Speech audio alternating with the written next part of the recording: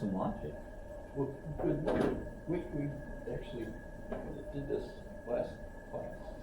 But I wanted to go over the quiz question that was, give me a true or false a true statement. Give me a true statement.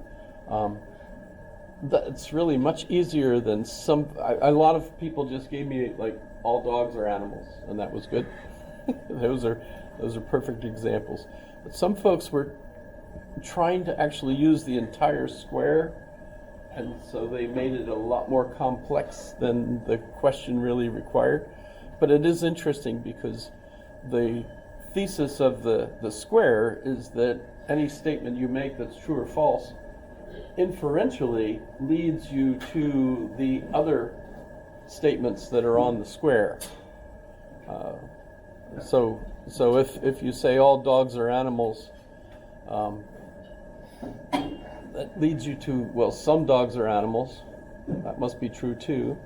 And it also means that it's false that you'll find some dog that's not an animal. So there's those kinds of relationships. It also tells you that it's false that no dogs are animals. So a statement that's true allows you to infer other things besides that. But the statement that's true or false is simply, that's all that I was asking. See if you could come up with, because we do have a lot of folks that think certain things are true or false that are actually not, at least in this logical set of beliefs, not possibly true or false, because they're not provable in a sense that you're hungry. If you say you're hungry, well, I'm assuming that's true, and I certainly trust you to tell me that that's the way you feel at the moment. So that certainly works.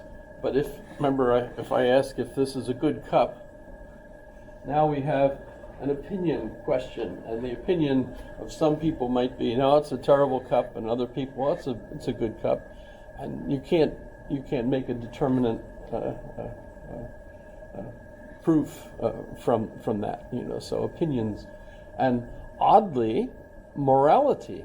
Someone asked about Kant's categorical imperative, and if you take it strictly as an imperative, never lie, that's neither true nor false. It's an imperative. Imperatives are not declarative sentences or statements, and you can't have an imperative have truth value.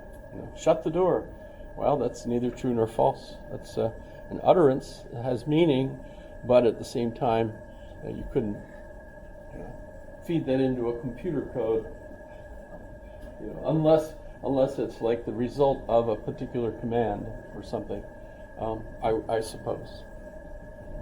However, so, yes? Did we do contraposition? We didn't get into any of that, no. We did not. That would have taken a logic class, actually, to do. The other question that I had asked was, how do you raise a good child? And that has every bearing on the ethics, the Nicomachean ethics. Nicomachus, by the way, there were three, at least, if you look up Google, I think, if Google finds it, Aristotle's father was named Nicomachus, apparently, and his son he named Nicomachus. So when you ask the question, who got the name, the honor of being given the title Nicomachean Ethics, we don't really know. That's an interesting question.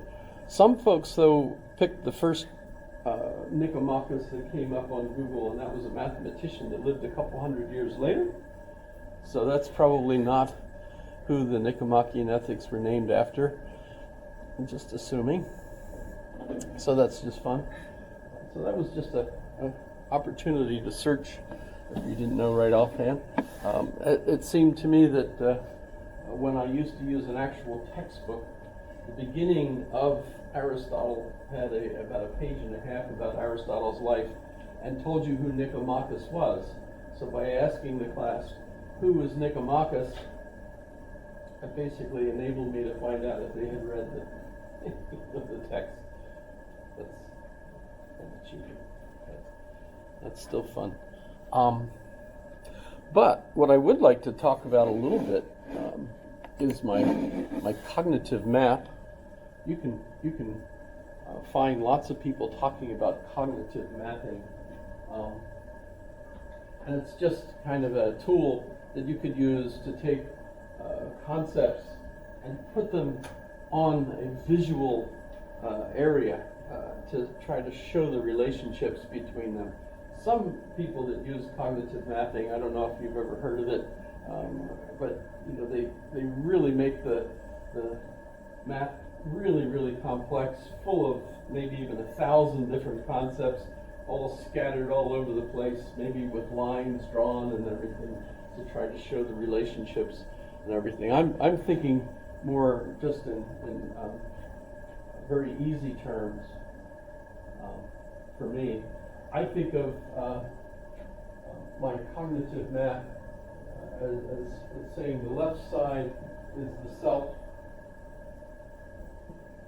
and the right side is the community. So they're like east and west. Instead the self and the community. And then the north, I put certainty, and the south, I put uncertainty. So if you think, what are the orientations of my map? Those are the ones I use. You can make your own map, by the way. You don't have to use my concepts at all. This is not like a guaranteed map that lots of people use or anything. Although, if you read one of Francis Fukuyama's books,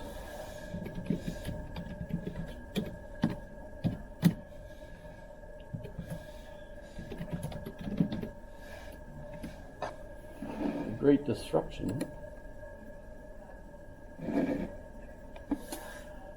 there is a page there where he actually gives a map, he calls it a cognitive map, which is almost identical to mine. So when I saw that, I was thrilled. Hey, I'm not that far off. It's kind of neat. Only thing was he reversed the sides. Instead of self on the one side and the community on the other, he had them reversed. But still, I thought that was pretty cool.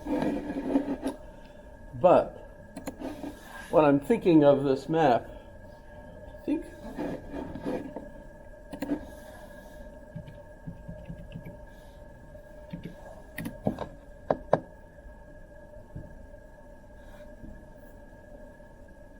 this is such an old web page, I'm embarrassed.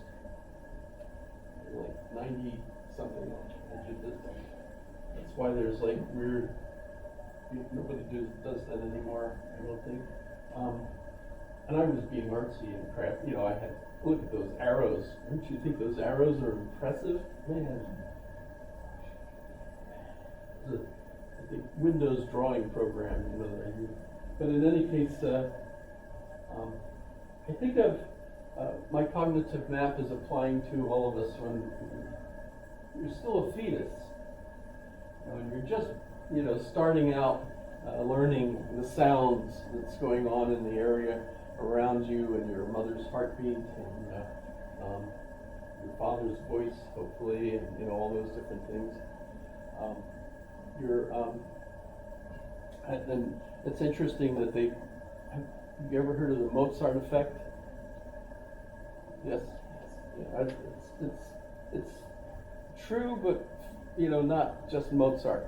So basically they think that if you're listening to certain types of music as a woman with the fetus, how they put them here, and the womb with a view, or at least you can hear as your earbuds are growing, that certain types of music might improve your mathematical ability as the fetus's brain is developing. It's kind of interesting. To some extent, it seems like it might be the case, although they also argue that it's really more important that the child start learning to play music when they're, old enough. I don't know if that means you have to take out a bass fiddle. Okay, interesting. But you start off with an instrument, and the most important part is playing with others. Not just playing music yourself, but playing in a group who are all trying to play, et cetera, et cetera. But in any case, at birth, it seems like everyone ought to be traveling in a line going towards certainty and fundamentalism. That's where I kind of assume that works. His mom and hopefully the family are all taking care of you so that things are consistent and your needs are met and you feel secure and comfortable and so on. And you're learning, of course, from your environment and so on, and you're moving in that direction. And notice at birth, I would think that your focus is totally on yourself, even though you have no conceptual schema for that. We don't really know that, but if you talk to philosophers who all think, well, a fetus doesn't really have a sense of self. Really? How many of us remember, from back then? It's kind of hard, yeah, I mean, of course, if you ask the fetus, hello, what do you think? They don't really have, you can have lots of fun with that. I can just imagine comedians doing stuff with it. By the way, did you see that the one woman who is Mrs. America had just had her 8th child 2 weeks before the event? Did you see that? No? Okay. Well, that was just interesting. 8 children, and you're still in a beauty pageant, wearing the spiked heels and the what do they call that? Bathing suit, right? Okay. So your focus, I would assume, is on the self, but notice it's going across this way because it's becoming part of the community. That's why it's moving in that direction. And I think the certainty is there because you're hopefully in a secure environment and you feel everything is nice and certain. When I do this, they do this. When they come over and they look at me and they how you laugh, and then they disappear, but then they come back, etc. There's all kinds of stuff you play, you do with children, and so on. So I would think you're moving in this direction.